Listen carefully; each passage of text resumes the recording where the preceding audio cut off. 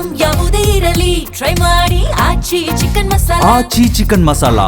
ಒಂದೇ ಕುಟುಂಬದ ಮೂವರು ನೇಣು ಬಿಗಿದುಕೊಂಡು ಆತ್ಮಹತ್ಯೆ ಮಾಡಿಕೊಂಡಿರುವ ಘಟನೆ ಕೊಪ್ಪಳ ಜಿಲ್ಲೆಯ ಗಂಗಾವತಿ ನಗರದಲ್ಲಿ ನಡೆದಿದೆ.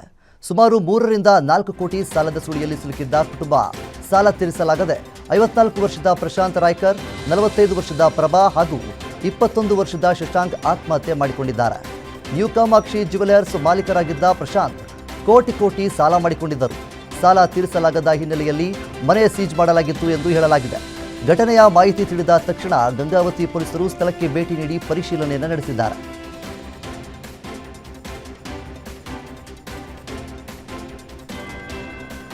ಬೆಂಗಳೂರಿನ ಕೆಆರ್ ಸರ್ಕಲ್ ಬಳಿ 2 ಬಿಎಂಟಿಸಿ ಬಸ್ಗಳ ನಡುವೆ ಭೀಕರ ಅಪಘಾತ ಸಂಭವಿಸಿದೆ.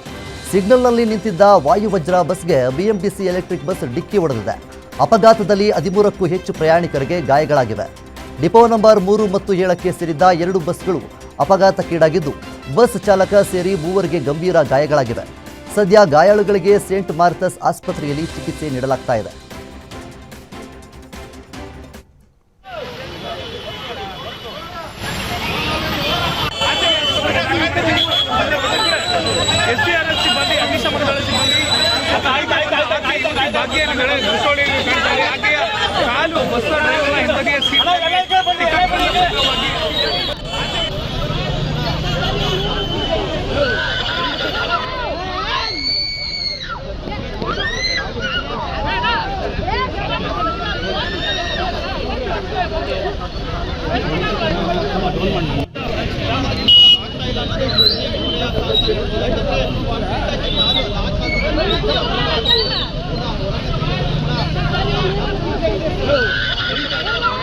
ಇವತ್ತು ಬೆಳಗ್ಗೆ ಸುಮಾರು 8 ಗಂಟೆ ಸಮಯದಲ್ಲಿ ಈ ಶೇಷಾದ್ರಿ ರಸ್ತೆಯಲ್ಲಿ ಬರ್ತಿರುವಂತ 2 ಬಿಎಂಟಿಸಿ ಬಸ್ಸುಗಳ ನಡುವೆ ಡಿಕ್ಕಿಯಾಗಿದೆ. ಇದರಲ್ಲಿ ನಮ್ಮ ಮೇಲ್ನೋಟಕ್ಕೆ ಕಾಣ್ತಾ ಇರೋದು ಮುಂದಿರುವಂತ ಬಸ್ಸು ಸಿಗ್ನಲ್ ಅನ್ನ ಕಂಡುಬಿಟ್ಟು ನಿಲ್ಲಿಸಿದಂತ ಸಂದರ್ಭದಲ್ಲಿ ಹಿಂದಿಂದ ಇದ್ದಂತ ಒಂದು ಬಸ್ಸು ಫಾಸ್ಟ್ ಆಗಿ ಬಂದು ಅದಕ್ಕೆ ಹಿಂದಿಂದ ಹೊಡೆದಿದೆ. ಸೊ ಈ ಸಂದರ್ಭದಲ್ಲಿ ಹಿಂದಿನ ಬಸ್ಸಲ್ಲಿರುವಂತ ಈಗಿನ ಮಾಹಿತಿ ಪ್ರಕಾರ ಸುಮಾರು 4 ಜನರಿಗೆ ಗಾಯಗಳಾಗಿವೆ. ಇದರಲ್ಲಿ ಡ್ರೈವರಿಗೆ ಸ್ವಲ್ಪ ಏಟಾಗಿದೆ, ಅವರು ಆಸ್ಪತ್ರೆಯಲ್ಲಿ ಚಿಕಿತ್ಸೆ ಪಡಿತಾ ಇದ್ದಾರೆ. ಆಮೇಲೆ ಒಬ್ಬರು ಮಹಿಳೆಗೆ ಕಾಲಿಗೆ ಸ್ವಲ್ಪ ಗಂಭೀರ ಗಾಯ ಆಗಿರುವಂಥದ್ದು. ಸೊ ಅವರು ಕೂಡ ಆಸ್ಪತ್ರೆಯಲ್ಲಿ ಚಿಕಿತ್ಸೆ ಪಡಿತಾ ಇದ್ದಾರೆ.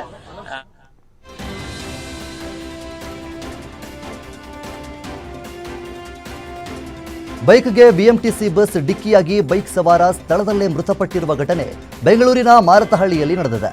ಬಿಎಂಟಿಸಿ ಬಸ್ ಡಿಕ್ಕಿಯಾಗ್ತಾ ಇದ್ದಂತೆ ಬೈಕ್ ಸವಾರ ಕೆಳಗೆ ಬಿದ್ದು ಬಸ್ ನಡಿ ಸಿಲುಕಿ 29 ವರ್ಷ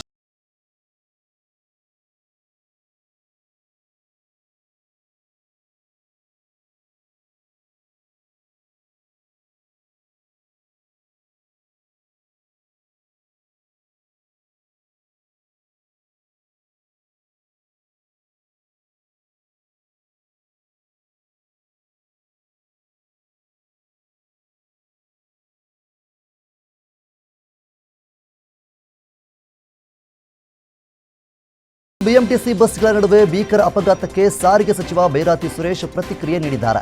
ಬೆಂಗಳೂರಿನಲ್ಲಿ ಮಾತನಾಡಿದ ಅವರು, ಬಿಎಂಟಿಸಿ ಆಕ್ಸಿಡೆಂಟ್ನಲ್ಲಿ ಗಾಯಗೊಂಡಿದ್ದ ಪ್ರಯಾಣಿಕರೆಲ್ಲ ಸೇಫ್ ಆಗಿದ್ದಾರೆ.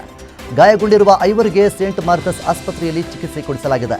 ಬಸ್ ಚಾಲಕ ಅಭಿಷೇಕ್ ಸ್ಥಿತಿ ಗಂಭೀರವಾಗಿದ್ದು ಚಿಕಿತ್ಸೆ ಮುಂದುವರಿಸಲಾಗಿದೆ. ಗಾಯಾಳುಗಳಿಗೆ ಅಗತ್ಯವಿರುವ ನೆರವು ಸಹಕಾರ ಮಾಡುತ್ತೇವೆ ಎಂದು ಹೇಳಿದ್ದಾರೆ. ಘಟನೆ ಆಗಿದೆ. ಸುಮಾರು 13 ಜನ ಇಲ್ಲಿ ಅಡ್ಮಿಟ್ ಆಗಿದ್ದರು ಮತ್ತು ಡೈರೆಕ್ಟಾಗಿ ಬೌರಿಂಗ್ ಹಾಸ್ಪಿಟ್ಲಿಗೆ 3 ಜನ ಹೋಗ್ಬಿಟ್ಟಿದ್ದಾರೆ. ಅದಕ್ಕೆ ಅವರೂ ಇಲ್ಲಿ ಕರ್ಕೊಂಬರಲಿಕ್ಕೆ ನಮ್ಮ ಸೆಕ್ರೆಟ್ರಿ ಮತ್ತು ನಮ್ಮ MD ವ್ಯವಸ್ಥೆ ಮಾಡಿದ್ದಾರೆ. ಅವ್ರಿಗೂ ಸಹ ಇಲ್ಲೇ ಟ್ರೀಟ್ಮೆಂಟ್ ಕೊಡ್ತಾಯಿದ್ದೀವಿ. ಯಾರಿಗೂ ಭಾಳಷ್ಟು ಜನ ದೇವ್ರ ದಯದಿಂದ ಡಿಸ್ಚಾರ್ಜ್ ಆಗುವಂಥವ್ರು ಒಬ್ಬೊಬ್ಬರೇ ಡಿಸ್ಚಾರ್ಜ್ ಆಗ್ತಾಯಿದ್ದಾರೆ.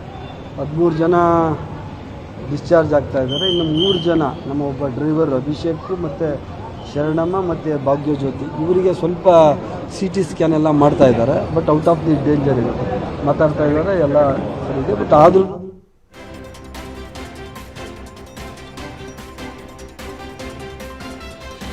ಕೆಆರ್ ಸರ್ಕಲ್ನಲ್ಲಿ ಬಿಎಂಟಿಸಿ ಬಸ್ಗಳ ನಡುವೆ ಅಪಘಾತ ಪ್ರಕರಣಕ್ಕೆ ಗೃಹ ಸಚಿವ ಪ್ರಿಯಾಂಕ್ ಖರ್ಗೆ ಪ್ರತಿಕ್ರಿಯೆ ನೀಡಿದ್ದಾರೆ. ಬೆಂಗಳೂರಿನಲ್ಲಿ ಮಾತನಾಡಿದ ಅವರು, ಎಲೆಕ್ಟ್ರಿಕ್ ಬಸ್ಗಳ ಸಮಸ್ಯೆಯಿಂದ ಹೆಚ್ಚು ಅಪಘಾತ ಆಗ್ತಾ ಇದೆ. 65% ಟ್ರಾಫಿಕ್ ಜಾಮ್ ಬಸ್ ಸಮಸ್ಯೆಗಳಿಂದ ಆಗ್ತಾ ಇದೆ. ಮೊನ್ನೆ ರಿವ್ಯೂ ಮೀಟಿಂಗ್ ಮಾಡಿದಾಗ ಗೊತ್ತಾಗಿದೆ, ಬಸ್ಗಳು ಕೆಟ್ಟು ನಿಲ್ಲೋದ್ರಿಂದ ಟ್ರಾಫಿಕ್ ಸಮಸ್ಯೆ ಆಗ್ತಾ ಇದೆ. ಟ್ರಾಫಿಕ್ ಸಮಸ್ಯೆ ಆಗೋದ್ರಿಂದ ಅಪಘಾತಗಳು ಸಂಭವಿಸ್ತಾ ಇವೆ. ಇದಕ್ಕಾಗಿ ಅರ್ಬನ್ ಮೊಬಿಲಿಟಿ ಪ್ಲಾನ್ ಮಾಡ್ತಿದ್ದೇವೆ ಎಂದು ಹೇಳಿದ್ದಾರೆ. ಮಾಡ್ತಾ ಇದ್ದೀವಿ, ಬಟ್ ಇದಕ್ಕೆ ಸಮಸ್ಯೆ ಪರಿಹಾರ ಮಾಡಬೇಕಾದ್ರೆ ಎಲ್ಲ stake holders, Bangalore traffic police, GBA, ನಿಮ್ಮ ಕಾರ್ಪೊರೇಟ್ಸು ಮತ್ತು ಯಾವುದ್ಯಾವ ಥಿಂಕ್ ಟ್ಯಾಂಕ್ಸ್ ಇದೆ, ಇನ್ಸ್ಟಿಟ್ಯೂಷನ್ಸ್ ಇದೆ, ಅವ್ರಿಗೆಲ್ಲ ಸೇರಿಸ್ಬಿಟ್ಟು ಒಂದು ಅರ್ಬನ್ ಮೊಬಿಲಿಟಿ ಪ್ಲ್ಯಾನ್ ಮಿಷನ್ ಮಾಡಬೇಕು ಅಂತ ಆಲೋಚನೆಯಲ್ಲಿದ್ದೀವಿ. ಬಹುಶಃ ಇನ್ನೂ 1 ವಾರ 10 ದಿನದಲ್ಲಿ ಆ ಸಮಿತಿ ರಚನೆ ಆಗುತ್ತೆ. ಅದಾದಮೇಲೆ ನೀವು ಹೇಳ್ದಂಗೆ ಇನ್ಫ್ರಾಸ್ಟ್ರಕ್ಚರ್ ಪ್ರಾಬ್ಲಮ್ಸ್ ಅಲ್ಲ, ಇನ್ನೂ ಒಂದು ಮೆಟ್ರೋ ಕಟ್ಟಿಸ್ಬೇಕು, ಇನ್ನೂ ಒಂದು 10 ಏನೋ ರೋಡ್ ವೈಡ್ನಿಂಗ್ ಮಾಡಬೇಕು ಅಂತ ಸಿಸ್ಟಮಿಕ್ ಪ್ರಾಬ್ಲಮ್ಸ್ನ ಯಾವ ರೀತಿ ಸಾಲ್ವ್ ಮಾಡ್ಬೋದು ಇರೋ ವ್ಯವಸ್ಥೆಯಲ್ಲಿ. 1.5 ಕೋಟಿ ಜನಸಂಖ್ಯೆ ನಮ್ಮಲ್ಲಿದ್ದರೆ 1,25,00,000 ವೆಹಿಕಲ್ಗಳು ಇವತ್ತು ಬೆಂಗಳೂರಿನಲ್ಲಿವೆ.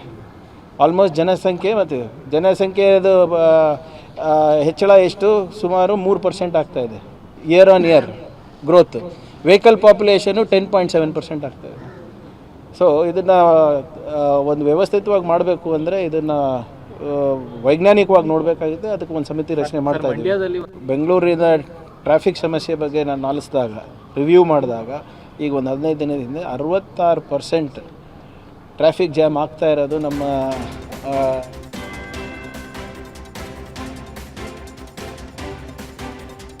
ನಿಯಂತ್ರಣ ತಪ್ಪಿ ಕೆಎಸ್ಆರ್ಟಿಸಿ ಬಸ್ ರಸ್ತೆ ಬದಿಗೆ ಉರುಳಿರುವ ಘಟನೆ ಚಿಕ್ಕಬಳ್ಳಾಪುರ ಜಿಲ್ಲೆ ಮುದ್ದಿನಹಳ್ಳಿ VTU ಕ್ಯಾಂಪಸ್ ಬಳಿ ನಡೆದಿದೆ.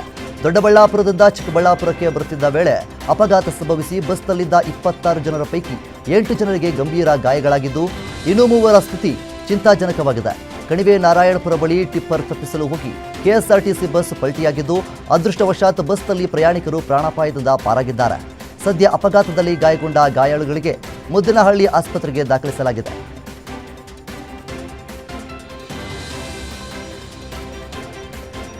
ಬೆಂಗಳೂರಲ್ಲಿ 4ನೇ ದಿನವೂ ಜೆಸಿಬಿಗಳ ಸದ್ದು ಮುಂದುವರೆದಿದ್ದು, ಬ್ಯಾಟರಾಯನಪುರದ ತಣಿಸಂದ್ರ ರಸ್ತೆಯ ಬೆಲ್ಲಹಳ್ಳಿ, ಮಲ್ಲಸಂದ್ರ, ವರತೂರಿನಲ್ಲಿ ಒತ್ತುವರಿ ಮಾಡಿಕೊಂಡಿದ್ದ ಜಾಗಗಳ ಫುಟ್ಪಾತ್ ತೆರವು ಕಾರ್ಯಾಚರಣೆ ಮಾಡಿದ್ದಾರೆ.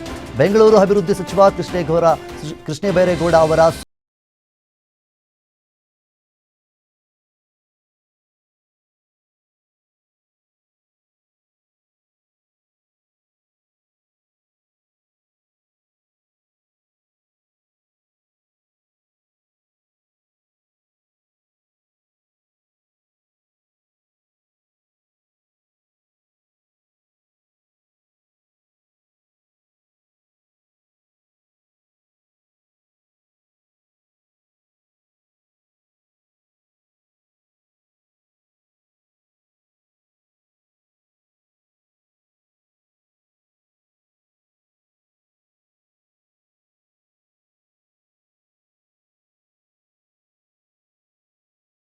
ರಾಜಕೀಯ ಸಂಘರ್ಷಕ್ಕೆ ಕಾರಣವಾಗಿದೆ.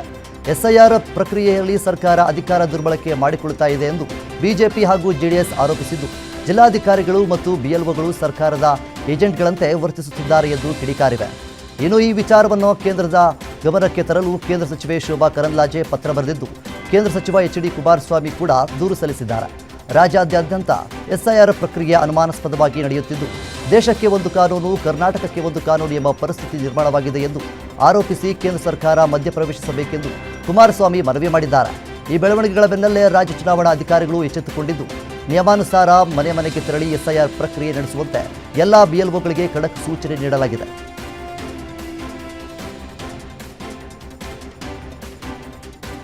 ರಾಜ್ಯದ ಹಲವೆಡೆ ಮತಪಟ್ಟಿ ವಿಶೇಷ ಪರಿಷ್ಕರಣೆ ಪ್ರಕ್ರಿಯೆಯಲ್ಲಿ ಲೋಪಗಳು ನಡೆಯುತ್ತಿರುವ ವಿಚಾರವಾಗಿ ಸಂಸದ ಯದುವೀರ್ ಪ್ರತಿಕ್ರಿಯೆ ನೀಡಿದ್ದಾರೆ.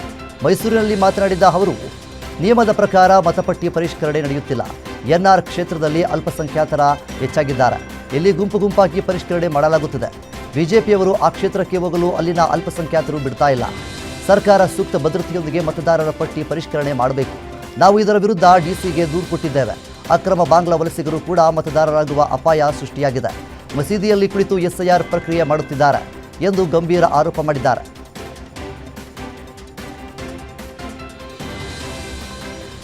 ರಾಜ್ಯದಲ್ಲಿ ಎಸ್ಐಆರ್ ಪ್ರಕ್ರಿಯೆ ಇದೀಗ ರಾಜಕೀಯ ವಾಕ್ಸಮರಕ್ಕೆ ಕಾರಣವಾಗಿದೆ. ಸರ್ಕಾರ ಮತ್ತು ವಿಪಕ್ಷಗಳ ನಡುವೆ ಆರೋಪ ಪ್ರತ್ಯಾರೋಪಗಳು ತೀವ್ರಗೊಂಡಿದ್ದು, ರಾಜ್ಯದ ಹಲವೆಡೆ ಮತಪಟ್ಟಿ ವಿಶೇಷ ಪರಿಷ್ಕರಣೆ ಪ್ರಕ್ರಿಯೆಯಲ್ಲಿ ಲೋಪಗಳು ನಡೆದಿವೆ ಎಂಬ ಆರೋಪ ಕೇಳಿಬಂದಿದೆ. ನಿಯಮಾನುಸಾರ ಮನೆ ಮನೆಗೆ ತೆರಳಿ ಪರಿಶೀಲನೆ ನಡೆಸಬೇಕಿದ್ದ ಬಿಎಲ್ಒಗಳು ಬದಲಾಗಿ ಮತಗಟ್ಟೆ ಕೇಂದ್ರಗಳು ಹಾಗೂ ಸಾರ್ವಜನಿಕ ಸ್ಥಳಗಳಲ್ಲೇ ಸಾಮೂಹಿಕವಾಗಿ ಎಸ್ಐಆರ್ ಪ್ರಕ್ರಿಯೆ ನಡೆಸಲಾಗಿದೆ ಎಂಬ ಆರೋಪವೂ ಕೇಳಿಬಂದಿದೆ. ಇನ್ನು ಮೈಸೂರಿನಲ್ಲೂ ಇದೇ ರೀತಿಯ ಘಟನೆ ನಡೆದಿರುವುದು ಇದೀಗ ಬೆಳಕಿಗೆ ಬಂದಿದೆ. ನಗರದ ಎನ್ಆರ್ ಕ್ಷೇತ್ರದಲ್ಲಿ ಒಂದೇ ಸ್ಥಳದಲ್ಲಿ ಎಸ್ಐಆರ್ ನಡೆಸಿರುವ ದೃಶ್ಯಗಳು ವೈರಲ್ ಆಗಿವೆ. ಜೂನ್ 1ರಂದು ನಡೆದಿದ್ದ ಎಸ್ಐಆರ್ ಪ್ರಕ್ರಿಯೆಯ ವಿಡಿಯೋ ಇದೀಗ ಸ್ಥಳೀಯ ಮುಖಂಡರು ಬಿಡುಗಡೆ ಮಾಡಿದ್ದಾರೆ.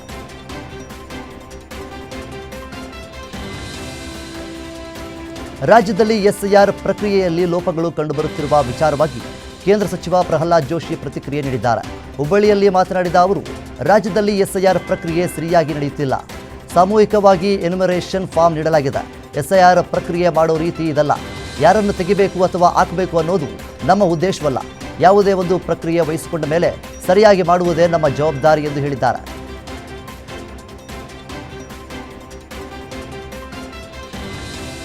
ಬೆಂಗಳೂರಿನಲ್ಲಿ ಎಸ್ಐಆರ್ ಪ್ರಕ್ರಿಯೆಯ ಕರ್ತವ್ಯ ಲೋಪ ಎಸಗಿದ ಆರೋಪದಡಿ ಬಿಎಲ್ಒ ಒಬ್ಬರನ್ನ ಅಮಾನತುಗೊಳಿಸಲಾಗಿದೆ. ಬೆಸ್ಕಾಂನ ಕಿರಿಯ ಇಂಜಿನಿಯರ್ ಯೋಗೇಶ್ ಗೌಡ ಅವರನ್ನು ಅಮಾನತು ಮಾಡಿ ಕೆಆರ್ ಪುರಂನ ಇಆರ್ಒ ಡಾಕ್ಟರ್ ಬಸವರಾಜ್ ಮಗಿ ಆದೇಶವನ್ನು ಹೊರಡಿಸಿದ್ದಾರೆ. ಯೋಗೇಶ್ ಗೌಡ ಕೆಆರ್ ಪುರಂ ವಿಧಾನಸಭಾ ಕ್ಷೇತ್ರದ ಮತಗಟ್ಟೆ ಸಂಖ್ಯೆ 394ಕ್ಕೆ ಬಿಎಲ್ಒ ಆಗಿ ನೇಮಕ ಮಾಡಲಾಗಿತ್ತು. ಕರ್ತವ್ಯ ಲೋಪದ ಕುರಿತು ಕಾರಣ ನೋಟಿಸ್ ನೀಡಲಾಗಿದ್ದರೂ ಯೋಗೇಶ್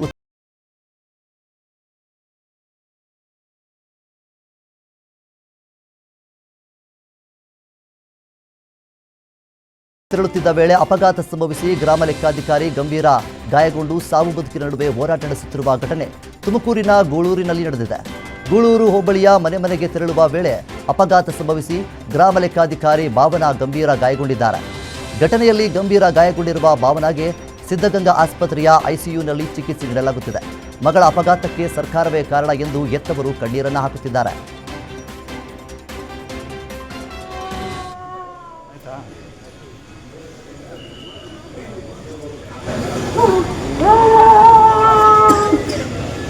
ನಮ್ಗೆ ಯಾರಪ್ಪ ಇವತ್ತು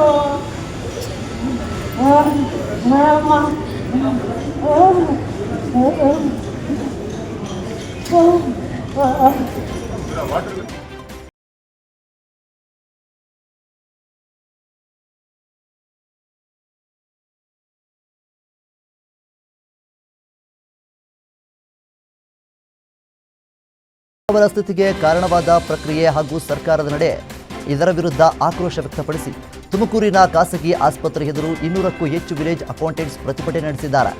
ಈ ವೇಳೆ ಜಿಲ್ಲಾಸ್ಪತ್ರೆಗೆ ಭೇಟಿ ನೀಡಿದ ಜಿಲ್ಲಾಧಿಕಾರಿ ಶುಭಾ ಕಲ್ಯಾಣ್ ಅವರಿಗೆ ಪ್ರತಿಭಟನಾಕಾರರು ಮುತ್ತಿಗೆ ಹಾಕಿ ಅಧಿಕಾರಿಗಳ ನಡೆಗೆ ತೀವ್ರ ಅಸಮಾಧಾನವನ್ನು ವ್ಯಕ್ತಪಡಿಸಿದ್ದಾರೆ. ವಿಲೇಜ್ ಅಕೌಂಟೆಂಟ್ಸ್ ಭುವನ ಅವರಿಗೆ ನ್ಯಾಯ ದೊರಕಬೇಕೆಂದು ಒತ್ತಾಯಿಸಿದ್ದಾರೆ.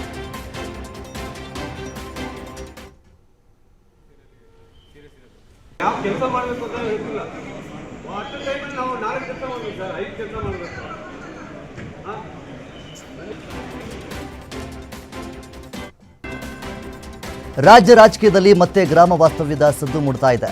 ಬಿಡದಿ ಭೂ ವಿವಾದದ ವಿಚಾರವನ್ನು ಜನರ ಮಧ್ಯೆ ಕೊಂಡೊಯ್ಯಲು ವಿಪಕ್ಷ ನಾಯಕ ಆರ್ ಅಶೋಕ್ ಹೊಸ ಹೋರಾಟಕ್ಕೆ ಸಜ್ಜಾಗಿದ್ದಾರೆ. ರೈತರ ಅಹವಾಲು ಆಲಿಸಿ ಸರ್ಕಾರದ ವಿರುದ್ಧ ಧ್ವನಿ ಎತ್ತುವ ಉದ್ದೇಶದಿಂದ 2 ದಿನಗಳ ಗ್ರಾಮ ವಾಸ್ತವ್ಯ ನಡೆಸಲು ನಿರ್ಧರಿಸಿದ್ದಾರೆ. 2 ದಿನಗಳ ಕಾಲ ಬಿಡದಿ ಭಾಗದಲ್ಲೇ ಗ್ರಾಮ ವಾಸ್ತವ್ಯ ನಡೆಸಲಿರುವ ಅಶೋಕ್ ಮೊದಲ ದಿನ ವಿವಿಧ ಹಳ್ಳಿಗಳಲ್ಲಿ ಪಾದಯಾತ್ರೆ ನಡೆಸಿ 2ನೇ ದಿನ ಎತ್ತಿನ ಗಾಡಿಯಲ್ಲಿ ಗ್ರಾಮಗಳಿಗೆ ಭೇಟಿ ನೀಡಿ ರೈತರೊಂದಿಗೆ ಸಂವಾದ ನಡೆಸಲಿದ್ದಾರೆ. ಇದರ ಜೊತೆಗೆ ಬೆಳಿಗ್ಗೆ ಹಾಲು ಕರೆಯುವುದು, ಕೃಷಿ ಚಟುವಟಿಕೆಗಳಲ್ಲಿ ಭಾಗಿಯಾಗುವಂತೆ ನಿರ್ಧರಿಸಿದ್ದಾರೆ. ಈ ಮೂಲಕ ಬಿಡದಿ ಪ್ರದೇಶವು ಫಲವತ್ತಾದ ಕೃಷಿ ಭೂಮಿ ಎಂಬ ಸಂದೇಶವನ್ನು ಜನರಿಗೆ ತಲುಪಿಸುವ ಮೂಲಕ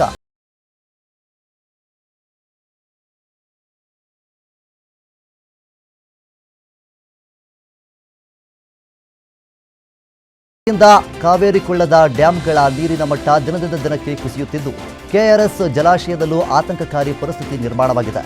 ಕೆಆರ್ಎಸ್ ಡ್ಯಾಂನ ನೀರಿನ ಮಟ್ಟ 80 ಅಡಿಗೆ ಇಳಿದಿರುವ ಹಿನ್ನೆಲೆಯಲ್ಲಿ ಇಂದು ಅಧಿಕಾರಿಗಳ ಜೊತೆ ವಿಪಕ್ಷ ನಾಯಕ ಆರ್ ಅಶೋಕ್ ಹಾಗೂ ಛಲವಾದಿ ನಾರಾಯಣಸ್ವಾಮಿ ಜಲಾಶಯಕ್ಕೆ ಭೇಟಿ ನೀಡಿ ಪರಿಶೀಲನೆಯನ್ನು ನಡೆಸಿದ್ದಾರೆ. ರೈತರ ಬೆಳೆಗಳಿಗೆ ಸದ್ಯ ನೀರು ಬಿಡುಗಡೆ ಸಾಧ್ಯವಿಲ್ಲ ಎಂದು ಸರ್ಕಾರ ಹೇಳಿರುವ ಬೆನ್ನಲ್ಲೇ ಕೆಆರ್ಎಸ್ಗೆ ಭೇಟಿ ನೀಡುತ್ತಿರುವ ವಿಪಕ್ಷ ನಾಯಕರು ಪರಿಸ್ಥಿತಿ ಅವಲೋಕಿಸಲಿದ್ದಾರೆ.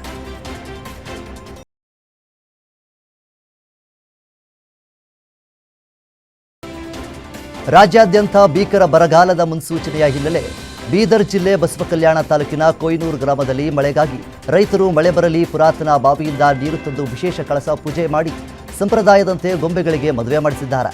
ಗೊಂಬೆಗಳಿಗೆ ಮದುವೆ ಮಾಡಿಸಿದ ಬಳಿಕ ಇಡೀ ಊರಿಗೆ ಹೋಳಿಗೆ ಊಟ ಬಡಿಸಿದ್ದಾರೆ. ಇನ್ನು ಬರದ ಛಾಯೆ ದೂರಾಗಿ ಸಮೃದ್ಧ ಮಳೆ ಸುರಿಯಲಿ, ಮಳೆ ಸುರಿದು ಬೆಳೆ ಉಳಿಯಲಿ ಎಂದು ಭಕ್ತಿ ನಂಬಿಕೆಯಿಂದ ವಿಶೇಷ ಆಚರಣೆ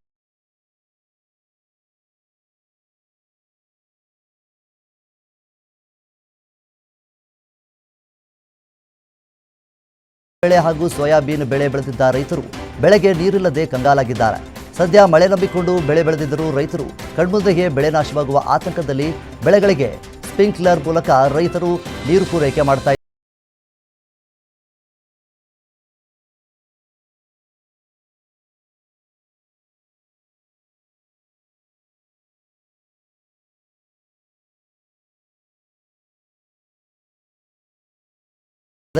ಭಾರೀ ಗಾಳಿ ಮಳೆಗೆ ಬೃಹತ್ ಮರಗಳು ಧರೆಗುರುಳಿವೆ.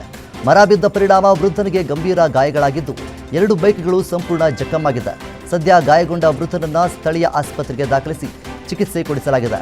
ಇನ್ನು ರಸ್ತೆ ಮೇಲೆ ಮರ ಬಿದ್ದ ಹಿನ್ನೆಲೆ ಕೆಲಕಾಲ ಟ್ರಾಫಿಕ್ ಜಾಮ್ ಆಗಿದ್ದು, ಮಾಹಿತಿ ತಿಳಿಯುತ್ತಿದ್ದಂತೆ ಸ್ಥಳಕ್ಕೆ ಅರಣ್ಯ ಇಲಾಖೆ ಅಧಿಕಾರಿಗಳು ಭೇಟಿ ನೀಡಿ ಪರಿಶೀಲನೆಯನ್ನು ನಡೆಸಿದ್ದಾರೆ.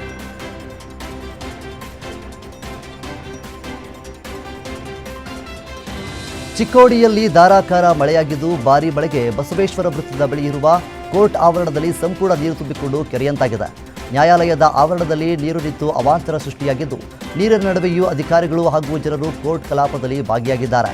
ಸದ್ಯ ಕೋರ್ಟ್ ಆವರಣದಲ್ಲಿ ನಿಂತಿರುವ ನೀರು ಹೋಗಲು ಜೆಸಿಬಿ ಬಳಸಿ ದಾರಿ ಮಾಡುತ್ತಿದ್ದಾರೆ.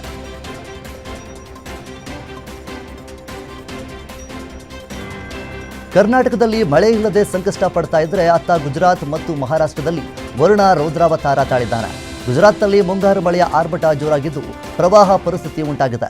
ಭಾರೀ ಮಳೆಯಿಂದಾಗಿ ಹಲವು ಜಿಲ್ಲೆಗಳ ವಸತಿ ಪ್ರದೇಶಗಳು ಜಲಾವೃತವಾಗಿದೆ. ತಗ್ಗು ಪ್ರದೇಶದಲ್ಲಿ ಸಿಲುಕಿದ್ದವರನ್ನು ರಕ್ಷಿಸಿ ಸುರಕ್ಷಿತ ಪ್ರದೇಶಗಳಿಗೆ ಸ್ಥಳಾಂತರ ಮಾಡಲಾಗಿದೆ. ಇನ್ನೂ ಹಲವೆಡೆ ಸಾರಿಗೆ ಸಂಪರ್ಕ ಅಸ್ತವ್ಯಸ್ತವಾಗಿದೆ. ಇನ್ನು ದಕ್ಷಿಣ ಗುಜರಾತ್